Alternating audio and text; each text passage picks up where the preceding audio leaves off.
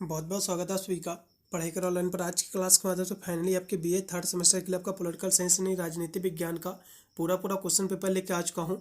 ये जो आपका क्वेश्चन पेपर आपका है डीडीयू गोरखपुर विश्वविद्यालय का क्वेश्चन पेपर है। पिछले साल यही पेपर आपका कराया गया था गोरखपुर विश्वविद्यालय में बीए थर्ड सेमेस्टर में। ये जो क्वेश्चन पेपर है जैसा कि सभी को पता है, इस बार की आपकी जो परीक्षा लगी हुई है 2000 जो है 24-25 की, तो आपकी परीक्षा जो आपकी पढ़ रही है 2 जनवरी 2025 को जो है इसका पेपर लगा हुआ है पॉलिटिकल साइंस का। कौन सा पेपर लगा हुआ है? पॉलिटिकल साइंस का पेपर लगा हुआ है। इसलिए इस पेपर के जितने भी क्वेश्चन इन सभी प्रश्नों को आपको रट के जाना है। पॉलिटिकल साइंस की और भी मैंने जो है बहुत सारे यूनिवर्सिटी के में मैंने पेपर को जो मैंने सॉल्व किया है। आप जाकर जो है प्ले लिस्ट में और भी जो है वीडियो को देख लीजिएगा। प्ले लिस्ट का लिंक मैं डिस्क्रिप्शन में दे दूंगा। आप जाकर 2-3 वीडियो आपको देख के जाना है। मैं गारंटी के साथ कह सकता हूँ आपका पूरा का पूरा पेपर आपका जो है इन्हीं से सॉल्व हो जाएगा। आपको बाहर से कोई भी क्वेश्चन आपको देखने को नहीं मिलेगा। चलेगा, बहुत ही तीव्र गति से पेपर को हम सॉल्व कर रहे हैं। इसलिए जो भी विद्यार्थी हमारे चैनल पर फर्स्ट टाइम विजिट कर रहा है वीडियो को लाइक कर दे और साथ में हमारे चैनल को भी सब्सक्राइब करके रखिएगा, क्योंकि मैं इस चैनल पर बीए बीएससी के ऑल सेमेस्टर के एग्जाम की तैयारी कराता हूं, जिसकी वजह से अपने एग्जाम में आप अच्छे नंबर प्राप्त कर सकते हो। पेपर आपका जो है इसी प्रकार का आपका आएगा। आपका पोल 201 करके पेपर आपका आएगा पॉलिटिकल साइंस का। पूरा पेपर आपका 75 नंबर का आएगा और उसमें जो है आपको 1.5 या 2 घंटे का आपका समय दिया जाएगा डीडीयू गोरखपुर विश्वविद्यालय में। इसका पहला क्वेश्चन देखिएगा आपके स्क्रीन पे आ चुका है, जो कि 1 नंबर क्वेश्चन है कि भारत में जो है लोकतांत्रिकरण की प्रक्रिया का जो है शुभारंभ ये कब से माना जाता है? तो लोकतांत्रिकरण की प्रक्रिया मानी जाती है जब संविधान लागू हुआ है, तो उसी दिन से जो है भारत में लोकतांत्रिकरण की प्रक्रिया जो है शुभारंभ हुआ था, उसकी शुरुआत हुई थी। तो संविधान कब लागू हुआ था? कहोगे भैया जो है 26 जनवरी 1950 को है संविधान लागू हुआ था। ठीक है, कब लागू हुआ था? 26 जनवरी 1950 को। इसमें 2 क्वेश्चन और भी आपके पूछ सकते हैं थोड़ा सा डिफरेंट करके, जैसा कि पूछेगा कि संविधान जो है कब बना था। ये तो लागू होने की बात है, क्योंकि संविधान जो है 26 जनवरी 1950 को ये तो लागू हुआ था। ये क्या हुआ था? लागू हुआ था। लेकिन संविधान कब बना था? यदि हम संविधान के बनने की बात करें, कब बना था संविधान, तो थोड़ा सा यहाँ से मैं आपको विधिवत बताने का प्रयास करूँ, इससे आपको कोई भी आपका डाउट जो है ना रहे। अब पूरा डाउट आप क्लियर करके जाओ अपना एग्जाम देने कि बना कब था। तो हम बनने की बात करें तो ये कब बना था? 26 नवंबर 26 नवंबर 1949 को जो है संविधान जो है ये क्या हुआ था भैया? ये बना था, अंगीकृत हुआ था, ये बनके कंप्लीट हुआ था। और इसको जो है 26 जनवरी 1950 को जो है इसको पूर्णतया लागू कर दिया गया था पूरे भारत में। तो यहाँ से 2 क्वेश्चन एक और पूछेगा क्वेश्चन कि संविधान जो है कब बना था। तो संविधान बना था 26 नवंबर 1949 को संविधान बना था। और कुछ क्वेश्चन पूछेगा कि संविधान दिवस कब मनाया जाता है। संविधान दिवस कब मनाया जाता है? तो भैया 26 जनवरी को नहीं मनाया जाता है संविधान दिवस, बल्कि 26 नवंबर को जो है संविधान दिवस मनाया जाता है। कब मनाया जाता है? 26 नवंबर को संविधान दिवस मनाया जाता है, क्योंकि इस दिन जो है संविधान हमारा बनके कंप्लीट हो गया था। ठीक है, ये बन चुका था पूर्णतया। तो इसी दिन जो है हम 26 नवंबर को संविधान दिवस मनाते हैं। कब मनाते हैं? 26 नवंबर को। और संविधान लागू कब हुआ था? 26 जनवरी 1950 को संविधान ये लागू हुआ था। ये 2 क्वेश्चन आपको मन में बिठा लेना है पूरे दिमाग में। ये क्वेश्चन कोई भी पूछ सकता है, पूछेगा संविधान दिवस कब मनाया जाता है, तो 26 नवंबर को। कब जो है ये बना था? 26 नवंबर 1949 को बनके रेडी हुआ था। और इसे जो है 26 जनवरी 1950 को जो है इसे पूर्णतया पूरे भारत में इसको लागू कर दिया गया था। चलो अगला क्वेश्चन पे देखो, 2 नंबर क्वेश्चन देखो कि प्रथम जो पंचवर्षीय योजना जो शुरू की गई, तो कब इसकी शुरुआत हुई थी? तो इसकी प्रथम जो पंचवर्षीय जो योजना शुरू हुई थी, वो इसका जो डेट था वो था 1951 से प्रारंभ हुआ था, क्योंकि संविधान लागू हुआ था 1950 में। इसके बाद पंचवर्षीय जो योजना शुरू हुई थी 51 से जो है प्रारंभ हुई थी, और 1900 जो है ये कब तक चली थी? 56 तक चली थी। ठीक है, तो इसकी शुरुआत जो हुई थी वही थी 1900 जो है 51 में। ठीक, इसका पहला ऑप्शन पूर्णतया सत्य होगा। अगला भी देखो, 3 नंबर क्वेश्चन आपके स्क्रीन पे आ चुका है कि पंचशील सिद्धांत जो है संबंधित है। तो पंचशील जो सिद्धांत है ये भारत की जो है विदेश नीति से जो है जुड़ा हुआ है। किससे जुड़ा हुआ है? ये भारत की विदेशी नीति से जो है जुड़ा हुआ है, उसी से संबंधित है। इसका सी ऑप्शन पूर्णतया सत्य होगा। अगला भी देखो, 4 नंबर क्वेश्चन आपके स्क्रीन पे आ चुका है कि political process is related to, राजनीतिक जो प्रक्रिया संबंधित है। तो ये जो प्रक्रिया संबंधित है चुनाव से भी संबंधित है, और जो है राजनीतिक दल से भी संबंधित है, और हित समूह यानी इंटरेस्टेड जो ग्रुप है इससे भी जो है ये संबंधित है। इसलिए इसमें का डी ऑप्शन पूर्णतया सत्य हो जाएगा।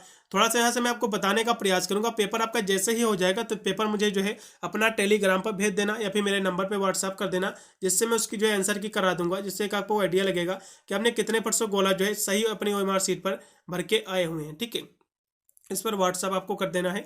अगला देखो भी 5 नंबर क्वेश्चन आपके स्क्रीन पे आ चुका है कि कौन सा अनुच्छेद जो है आपातकालीन व्यवस्था जो संविधान में निहित है उससे संबंधित है। तो आपातकालीन का जो प्रावधान है जो कि आपातकालीन की जो घोषणा करता है, कौन करता है पहले ये समझ लो। आपातकालीन की जो घोषणा करता है वो राष्ट्रपति करता है, राष्ट्रपति करता है। ये कौन से आर्टिकल के तहत करता है? तो आपका आर्टिकल जो 352 है, कौन भैया, 352 के तहत यदि राष्ट्रपति को लगता है कि भारत के अंदर ही किसी समूह में या फिर जो है कोई युद्ध का खतरा है या फिर बाहरी देश से कोई खतरा है, तो जो है भारत का राष्ट्रपति जो है कभी भी जो है पूरे भारत में या फिर जिस एरिया में खतरा है वहां पर जो है आपातकालीन की घोषणा जो है कभी पर भी जो है किसी भी समय कभी भी जो है कर सकता है। तो किसके आर्टिकल के तहत इस प्रावधान है? तो आपका आर्टिकल जो 352 है इसके तहत जो है भारत का राष्ट्रपति जो है आपातकालीन की घोषणा जो है कर सकता है। तो इसमें कोई भी आर्टिकल इसमें सही नहीं दिया हुआ है, इसलिए मैं किसी भी आर्टिकल को सही नहीं कहूंगा, क्योंकि 352 के तहत ही जो है ये प्रावधान है आपातकालीन की। ठीक है, अगला क्वेश्चन पे देखो आपकी स्क्रीन पे आज का 6 नंबर क्वेश्चन कि भारत में जो है कितने राज्य हैं? तो भारत में जो है 28 राज्य हैं। कितने भैया राज्य हैं? 28 राज्य हैं। और जो है पहले 7 केंद्र शासित प्रदेश थे, लेकिन अब जो है 8 केंद्र शासित प्रदेश हो गए, क्योंकि पहले एक मिलाकर 29 राज्य बना था, लेकिन अब उसको जो है केंद्र शासित प्रदेश में ही उसको जो है जोड़ दिए हैं, इसलिए फिर से 28 राज्य बचे हैं और केंद्र शासित प्रदेशों की जो संख्या हो गई है वो 8 हो गई है। ठीक है, तो 28 राज्य है और 8 जो आपके केंद्र शासित प्रदेश है, ये आपको याद करना है, क्वेश्चन एग्जाम में फंसेगा। अगला फिर देखो जो कि 7 नंबर क्वेश्चन आपके स्क्रीन पे आ चुका है कि गठबंधन जो है राजनीति है। तो गठबंधन जो राजनीति है ये क्या है? तो गठबंधन एक जो है प्रकार की राजनीति है। गठबंधन क्या है? ये एक प्रकार की राजनीति है। ये क्या है? एक प्रकार की राजनीति। इसका पहला ऑप्शन सही हो जाएगा, क्योंकि गठबंधन क्या है? राजनीति जो है ये एक प्रकार की राजनीति है। लेकिन जो गठबंधन होता है 2 या 2 से अधिक जो है जो दल आपस में मिलकर जो है चुनाव जो है ये सरकार बनाते हैं, इसी को जो हम गठबंधन सरकार कहते हैं आपस में मिलकर। तो क्योंकि ये यहाँ से पूछ रहा है कि गठबंधन राजनीति है, तो ये जो है ये कैसी राजनीति? तो एक प्रकार की राजनीति है। ठीक है, इसका पहला ऑप्शन एकदम सही रहेगा। ठीक है, ये आपको पॉइंट नोट कर लेना, एग्जाम में फंसेगा। अगला देखो 8 नंबर क्वेश्चन कि अर्ध जो है संघीय का लाभ क्या है? अर्ध संघीय के लाभ क्या है? तो जो है राष्ट्रीय एकीकरण भी इसका लाभ हो जाएगा और राष्ट्रीय एकता भी है, सहयोग एवं जो है समन्वयन ये भी इसका लाभ, इसलिए इसमें का डी ऑप्शन पूर्णतः सत्य है। अगला क्वेश्चन 9 नंबर देखो कि दल प्रणाली आवश्यक है। तो दल प्रणाली जो किसके लिए आवश्यक है? तो जो है डेमोक्रेसी के लिए आवश्यक है, लोकतंत्र के लिए आवश्यक है। इसका पहला ऑप्शन पूर्णतः सत्य रहेगा। इन सभी प्रश्नों को रट के जाओ, एक बार नहीं अगर तैयार हो रहे हैं तो 2 बार वीडियो देख लो। और इस पॉलिटिकल साइंस के मैंने 2 क्लासें और भी मैंने कराई हैं। एक राजा महेंद्र प्रताप सिंह विश्वविद्यालय के पेपर को सोल्व किया है, एक डीडीओ गोरखपुर विश्वविद्यालय के पेपर को सोल्व किया है। ठीक है, क्योंकि ये तो पेपर में सोल्व ही कर रहा हूँ। एक आगरा विश्वविद्यालय का पेपर है जिसको मैंने सोल्व कर रखा है। 2 वीडियो और आपको देख के जाना है। 3 वीडियो यदि आप देख के जाते हैं तो एग्जाम का कोई भी क्वेश्चन आपको इससे बाहर मिलेगा ही नहीं। चलो अगला देखो 10 नंबर क्वेश्चन आपके स्क्रीन पे आ चुका है कि भारत में जो कौन सा राजनीतिक दल है? तो भारत में जो व्यवस्था है बहुदलीय व्यवस्था है, मल्टी पार्टी सिस्टम है।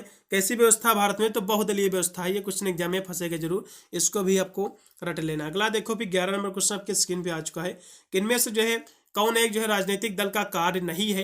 पूछ रहा है कि इसमें से कौन सा जो है राजनीतिक दल का कार्य नहीं है? तो लोकमत का जो है निर्माण करना है तो इसका कार्य है, और जनता का जो है राजनीतिक जो है प्रशिक्षण करना ये भी इसका कार्य है, और जो है जनता में जो धार्मिक भावना का जो है विकसित करना ये भी इसका कार्य है। लेकिन सत्ताधारी दल के रूप में एक विरोधी के रूप में कार्य करना इसका कोई भी कार्य नहीं है, इसलिए इसमें का सी ऑप्शन पूर्णतः सत्य होगा। अगला फिर 12 नंबर क्वेश्चन है कि स्थानीय स्वशासन जो है किस शासन व्यवस्था से जो है संबंधित है? तो स्थानीय स्वशासन जो है ये आपके डेमोक्रेसी से संबंधित है, लोकतंत्र से संबंधित है। इसका पहला ऑप्शन पूर्णतः सत्य रहेगा, लोकतंत्र व्यवस्था से। अगला देखो फिर आपके स्क्रीन पे आज का 13 नंबर क्वेश्चन है कि बलवंत राय मेहता समिति ने अपनी रिपोर्ट जो है किस वर्ष जो है रखी थी?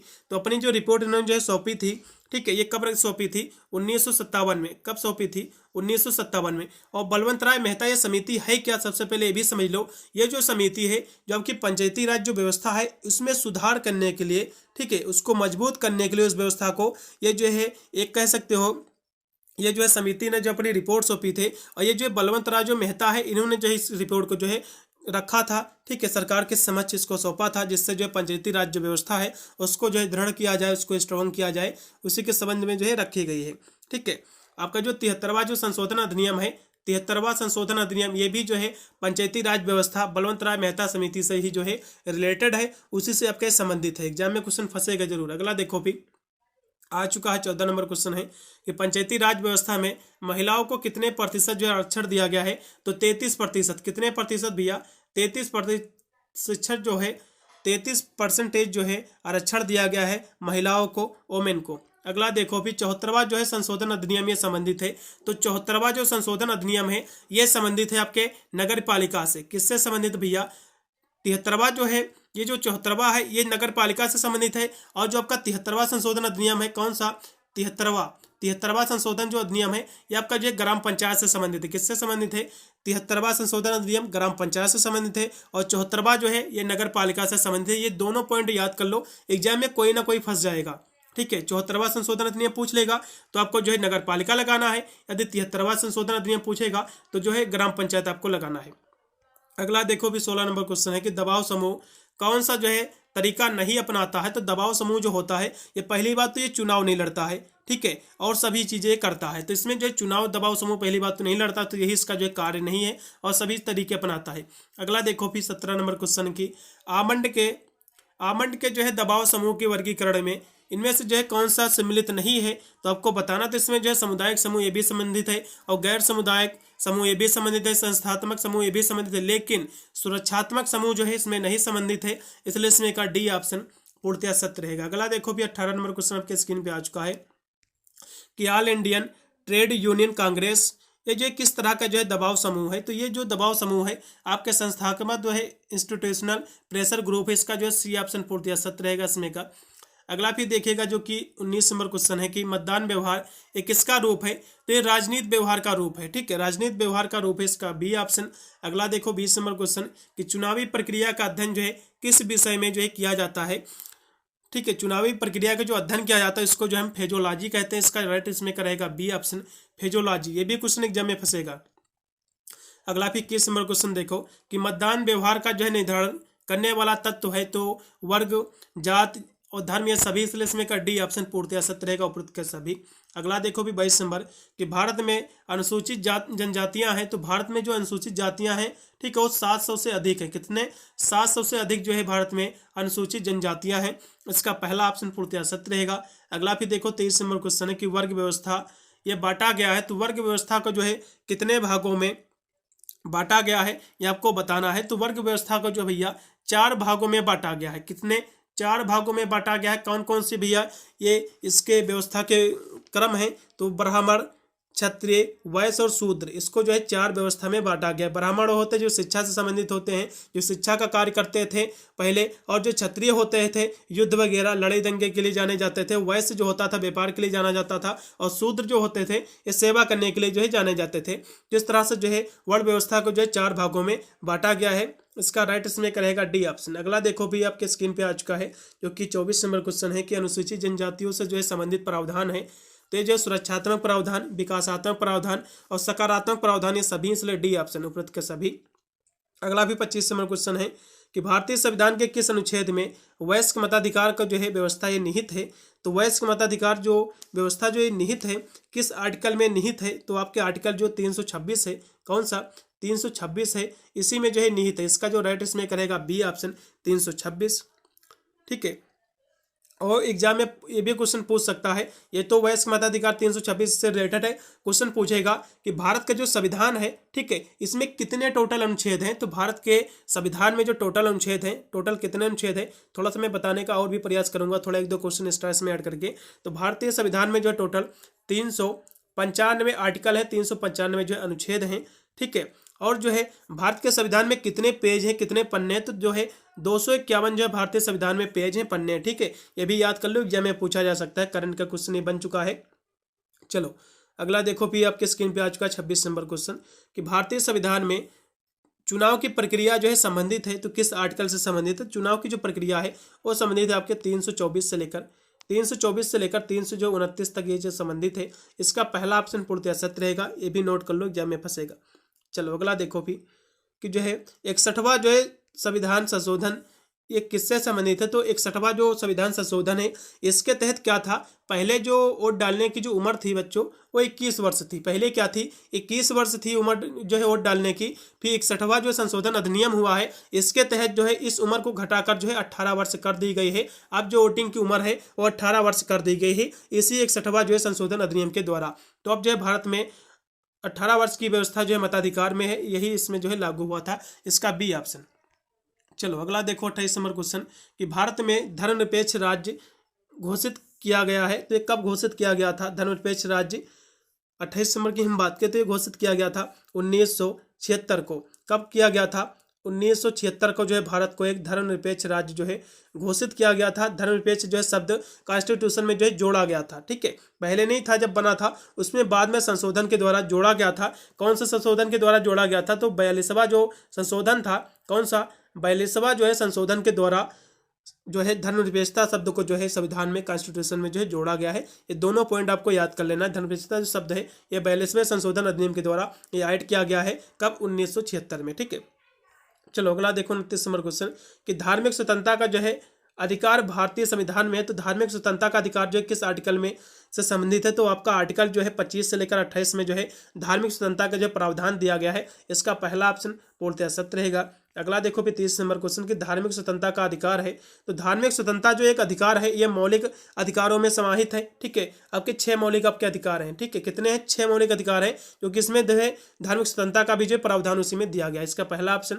अगला भी देखो जो कि है 31 नंबर क्वेश्चन कि महात्मा गांधी ने जो है जोर दिया है, तो महात्मा गांधी ने जो जोर दिया है किस पे जोर दिया, तो जो है ये राजनीति और जो है धर्म दोनों पर जोर दिया, इसके पृथक्करण पे, इसका जो राइट रहेगा इसमें का सी ऑप्शन। अगला भी 32 नंबर क्वेश्चन कि धर्मनिरपेक्षता जो है संबंधित है, धर्मनिरपेक्षता जो है संबंधित है, तो ये सभी धर्मों से संबंधित है, किससे, ये सभी धर्मों से संबंधित है, किसी एक धर्म से नहीं संबंधित है भारत में, ये सभी धर्मों से संबंधित है। धर्मनिरपेक्षता होता क्या है कि बिना किसी जो है पक्षपात के सभी धर्मों का आदर करना, सम्मान करना, यही धर्मनिरपेक्षता कहलाता है। तो इसमें जो है सभी धर्म आ जाएंगे, कोई हिंदू मुस्लिम तो आएगा नहीं भैया, सभी धर्मों का आदर सम्मान करना यही धर्मनिरपेक्षता कहलाता है। मैं किसी एक धर्म को नहीं कहूँगा, संपूर्ण धर्म आ जाएंगे इसमें। अगला देखो 33 नंबर कि सामाजिक न्याय का आधार है, तो सामाजिक न्याय का जो आधार है अवसर की समानता और परिणामों की समानता, ये दोनों है, इसलिए इसमें का सी ऑप्शन। अगला भी 34 नंबर क्वेश्चन कि किसने कहा कि जो है महिला अधिकार ही जो है मानव अधिकार है, तो ये जो कथन है महात्मा गांधी जी का कथन, इसका जो राइट रहेगा इसमें का बी ऑप्शन। अगला भी 35 नंबर क्वेश्चन कि भारत में जो है निर्जातीय संघर्ष का कारण क्या है, तो धर्म और भाषा ये दोनों हैं, इसलिए इसमें का सी ऑप्शन रहेगा। अगला भी 36 नंबर क्वेश्चन कि भारतीय संविधान में निर्जातीय समूह के लिए जो है प्रावधान है, तो निर्जातीय के लिए प्रावधान जो है 3 है, कितने हैं प्रावधान भैया, और 3 प्रावधान है, इसमें का बी ऑप्शन। अगला क्वेश्चन फिर देखो कि भाषावाद का कारण है, तो सामाजिक कारण, मनोवैज्ञानिक और ऐतिहासिक के सभी इसके कारण है, इसलिए डी ऑप्शन।